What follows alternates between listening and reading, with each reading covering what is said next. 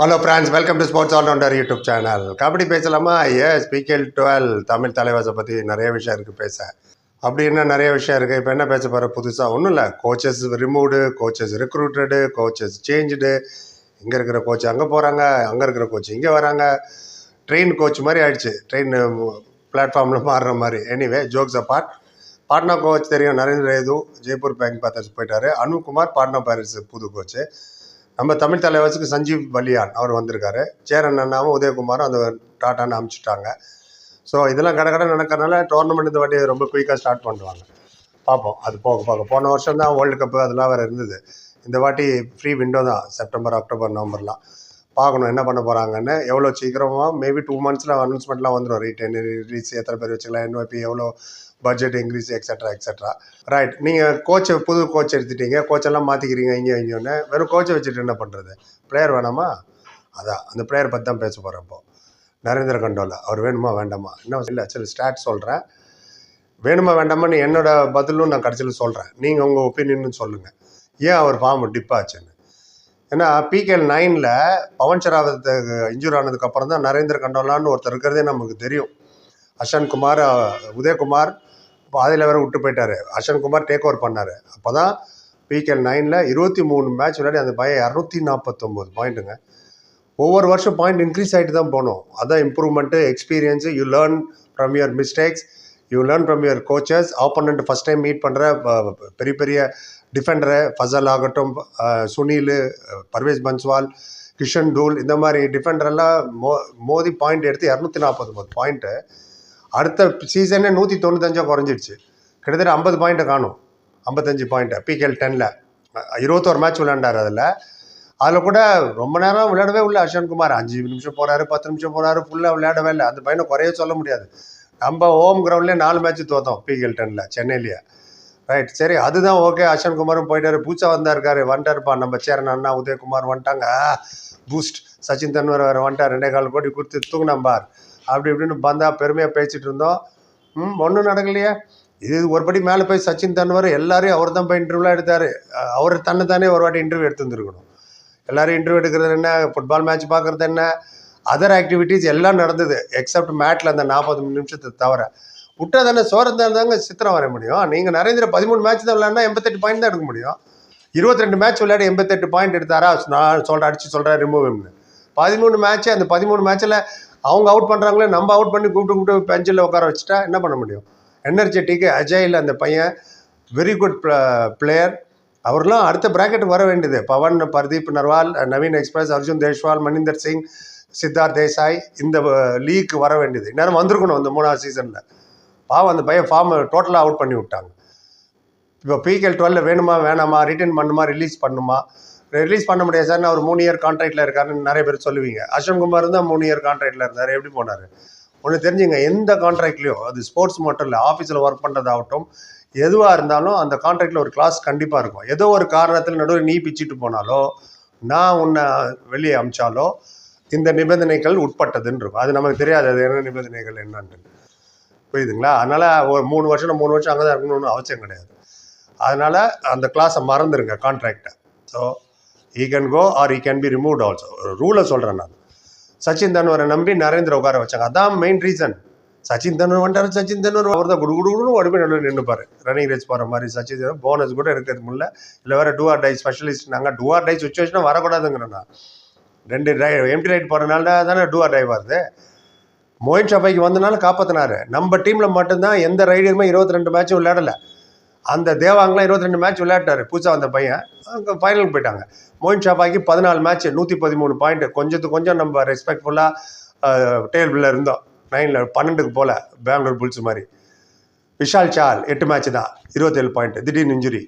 மாசான முத்து 5-6 பாயிண்ட் இருக்கிற திடீர்னு இன்ஜுரி.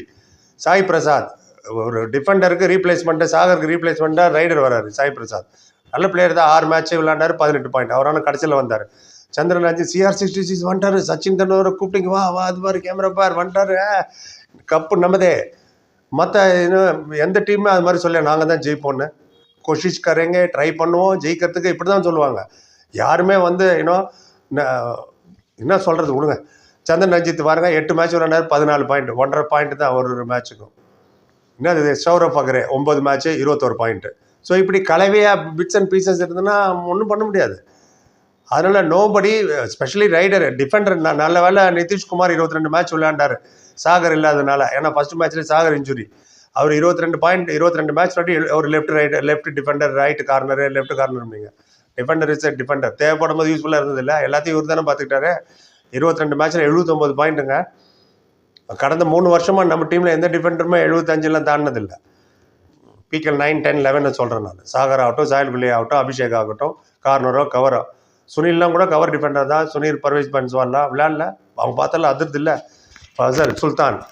ஸோ இவர் 22 அதுக்கு பெஸ்ட் டிஃபெண்டர் அவார்டு வேறு கிடச்சதில்ல. அவர் வேலை கரெக்டாக பண்ணார் டிஃபென்ஸ். ரைடரே யாருமே 22 மேட்ச் மொயின் ஷபாய்க்கு 22 மேட்ச் விளையாடி இருக்கணும். சரி சச்சின் தென்வர் தான் கூப்பிட்டு வந்தீங்க 2 கால் கூட்டு 17 மேட்ச் தான் அவரே விளையாட விட்டீங்க. 90 பாயிண்ட்டு. எந்த விதத்தில் நான் இது 90 பாயிண்ட்டு. இதில் வேறு பெருமையாக டேக்கிள் வேறு பண்ணிட்டார். அவர் டேக்கிள் பாயிண்ட்ஸ் வேறு இருக்குன்னு எல்லாத்தையும் சேர்த்து பார்த்தாலே 90 தான் வருது 17 மேட்ச்சு. பூசா வந்த பையன் 300 பாயிண்ட் எடுத்துகிட்டு போகிறாப்புல. தேவாங் அயான் ஒவ்வொரு வாரம் செகண்ட் ரைடரோட மெயின் வேலையே ஃபஸ்ட் ரைடர் டக்குன்னு உள்ளே கூட்டு வர்றது தான். அது எந்த டீமாக இருந்தாலும் சரி. இங்கே நம்ம ஃபஸ்ட் ரைடர் யார், செகண்டு, தேர்டு, ஃபோர்த்து, ஃபிஃப்த்து யாருன்னே தெரியல.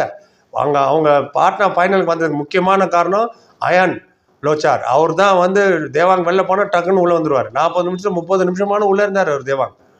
அந்த பையன் ரொம்ப நாளாக விளையாண்டாப்புல. அதே மாதிரி தான் அஜித் சௌஹான் யூ மும்பாக்கும் பிரமாதம் சூப்பர் ஆல்ரவுண்டர். அண்ட் நம்ம தான் யாருமே சரியாக யூஸ் பண்ணலையே. அப்புறமா வேறு வழி இல்லாமல் மொயின் ஷபாய்க்கு அமைச்சது. கடைசி 14 மேட்ச் விளையாட ஃபஸ்ட் 8 மேட்ச் விளையாடல.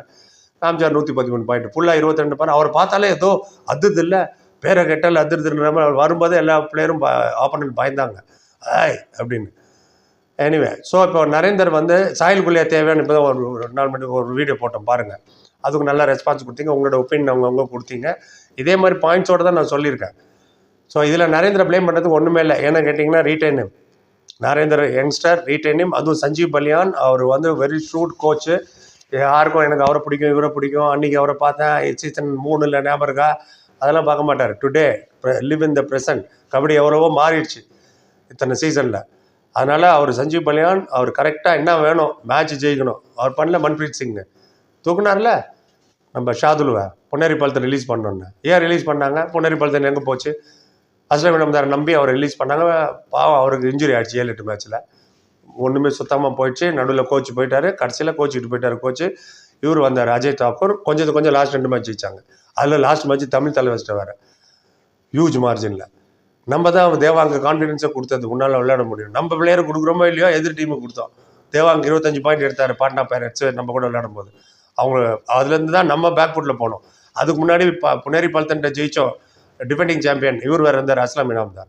ஜெய்ப்பூர்கிட்ட PKL 9 champion tie. Telugu titans Pawan first match இப்படி வராரு. அவர்கிட்ட ஜெயித்தோம். அதுக்கப்புறம் எல்லாம் பேக் ஃபுட்டில் போயிட்டோம். எனிவே இனிமேலான அந்த தவறுகள் நடக்கக்கூடாது. ஒரு நம்பினீங்கன்னா கடைசி வரைக்கும் விளையாட வைங்க. See what is happening. அந்த இன்ஜுரிங்கிற ஒரு எக்ஸ்கியூஸ் எல்லாம் எவ்வளோ தூரத்துக்கு இன்ஜுரி ஒரே நேரத்தில். அதனால் ரைடர்லாம் இன்ஜுரி பொறுத்த டிஃபெண்டர் தான் பொதுவாக இன்ஜுரி ஆகும். ரைடர் போயிட்டு ஒன்று அவுட் ஆவார் இல்லை நீங்கள் வந்து நின்றுப்பார். டிஃபெண்டர் தான் எகிரி விழுவும்போது இந்த tackle chain tackle advance tackle இந்த டேக்கிள் பாஞ்சு விழுவுறது லாபி அவுட்டு இதெல்லாம் டிஃபெண்டர் தான் நடக்கும். டிஃபெண்டர் சாகர் ஃபஸ்ட்டு மேட்ச்சில் போனவர் தான். அவ்வளோ பெரிய இன்ஜுரியாக 21 மேட்ச் விளையாட முடியாது. எனவே கேட்டால் நிறைய விஷயங்கள் இருக்குது கேட்கறதுக்கு. என்ன கேட்டிங்கன்னா retain Narender Kandola. Close your eyes retain. நீங்கள் என்ன நினைக்கிறீங்க சொல்லுங்கள் கருத்தை. பொறுமையை பார்த்தா பேர் நன்றி. Like comment share and subscribe பண்ணுங்க. Thank you so much.